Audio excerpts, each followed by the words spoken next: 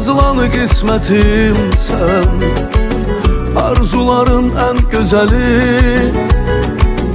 ən xoş olan cümlələrim, səbəbi sənsən deməli. Sən mənim ürəkdə yazdığım tək adım, mən sənin adından güc aldım, yaşadım. Ruhumu qəlbinlə bir canda daşıdım, daşıdım. Mən səni ömrümdə hər an istəyirəm, mənimlə hər gün bir oyan istəyirəm. Hər anımda sarıl mənə, tut əlimi, bir ömür yanımda dayan istəyirəm. Mən səni ömrümdə hər an istəyirəm, mənimlə hər gün bir oyan istəyirəm. Hər anımda sarıl mənə, tut əlimi, bir ömür yanımda dayan istəyirəm.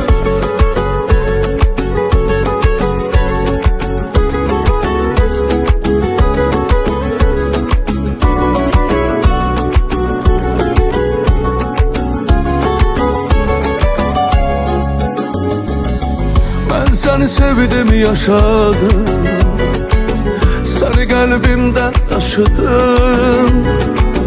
Həyatımın xoş gününə səni sevməklə başladım. Sən mənim ürəkdə yazdığım tək adım, mən sənin adından güc aldım, yaşadım.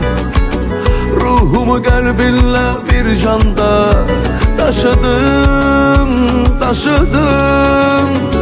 Mən səni ömrümdə hər an istəyirəm, mənimlə hər gün bir oyan istəyirəm.